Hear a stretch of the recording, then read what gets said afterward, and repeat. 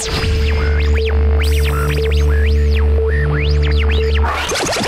well, welcome to Studio B. I'm Camden Busey with the Reformed Forum, and this is Jonathan Brack. We are up in Jonathan's attic. And I'm Jared Oliphant. Yeah, behind the camera, Jared Oliphant. We're getting ready to record an episode of the Reformed Media Review, but it's a fun day, and we're very excited because we brought over a bunch of equipment. And because of your generous donations, we've been able to buy a few things for the main studio and to upgrade our equipment. And that means we could take a lot of the older stuff and bring it over here and have Studio B, a second location. So these guys will be freed up to record without me, and we'll be able to put out more content, and should be exciting times. So we've got all this stuff laid out, and this is pretty low budget, as you'll see, but I'm going to go through all this equipment and explain what each thing does and why we do it. And Jonathan's going to be my resident question asker. But let's get started. Camden, I have a question for you. Okay. What is this for? Well, this is a multi-track mixer. As you'll see, it's nothing too special, but it's actually a really slick piece of gear for all you techies or people that are looking to get into podcasting. This is an excellent way to do it. This is an Alesis Multimix 8 USB 2.0. Alesis is A-L-E-S-I-S. And what this does is it lets you plug all your different microphones in, and then as you can see there's a USB cable. We've got a bunch of mess here we need to clean up, but this USB cable comes out and goes into the computer. And we're just running GarageBand here tonight. Comes with any Mac, any new Mac, but you can use all sorts of different free and open source software. At the mothership, Studio A, we use Adobe Audition 3.0.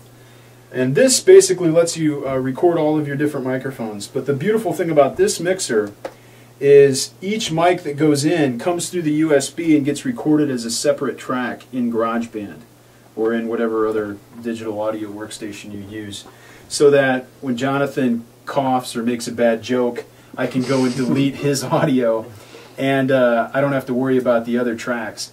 Or if somebody coughs while somebody else is speaking, I can go just mute their track or bring that audio down independently of all the others, so I can keep the audio from the other tracks. So that's what's nice about having a multi-track mixer. And this is a great one to get under. You can get the, I think you can get this down to about 250. So on the lower end of equipment.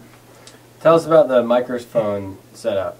What are these? Well, these things look like something out of the future or something out of a steampunk movie or something. But these are just arms that have springs on them. You see these kinds of things on lamps.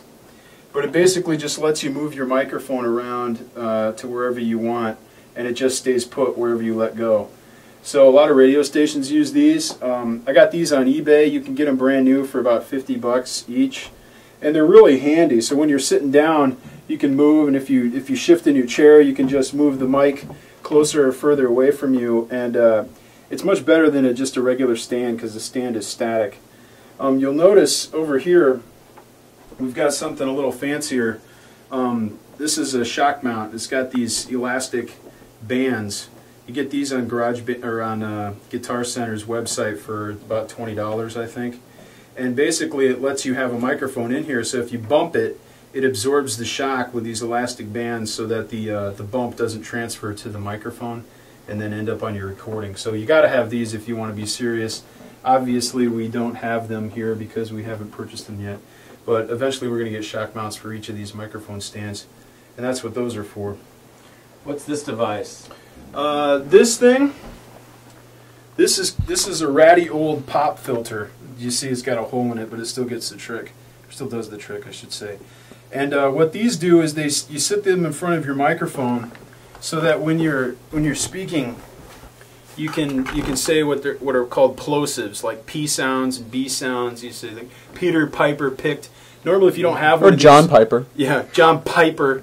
And if you put your hand over your mouth when you say Piper, you'll notice that there's a blast of air that comes out of your mouth. And if that goes right into the mic, you get this nasty sound that's not attractive. So what you want to do is get a pop filter to sit in front of it, and you say Piper.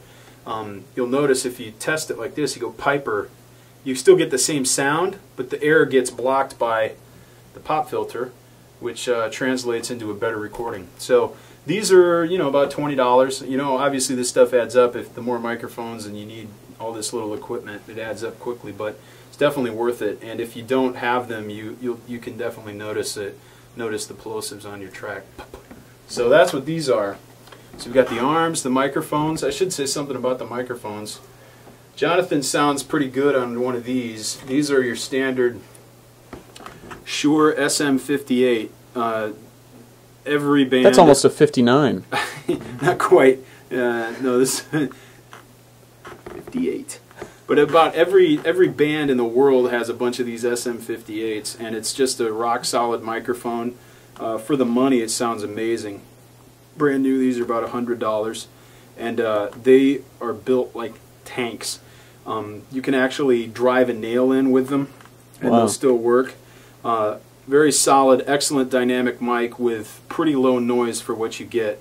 It's definitely worth the money. It's a perfect microphone to get started with if you're doing a podcast and you know, you're doing a one or two microphone setup. You don't have a whole lot of money. The thing I would start with is if you had $100 to start with, definitely get a mic, and then, you know, scrounge up a couple dollars and find yourself just a small little tabletop stand. But this is a good place to spend your money. Great value for these microphones. So we have 2 of those. And then I don't know, what else do we have here?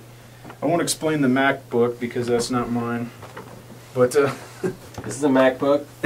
it's a good computer. It's a good computer. Definitely not required to do. You don't need a Mac to do podcasting, but it's helpful because the GarageBand and they're pretty high-powered machines. But for the most part, I think this is Studio B, and those are the basics of podcasting. I could talk some other time about actual audio editing and the kinds of things you're going to want to do after you record in order to make your audio sound a lot better. But just some basic microphones, a multi-track mixer, and a computer, and you can be off to the races and actually record some pretty good stuff. So this is Reformed Forum behind the scenes at Studio B. Now you can see what we look like and see the kind of places we record in. And I guess you'll tune in next time to our Reformed Forum behind the scenes footage.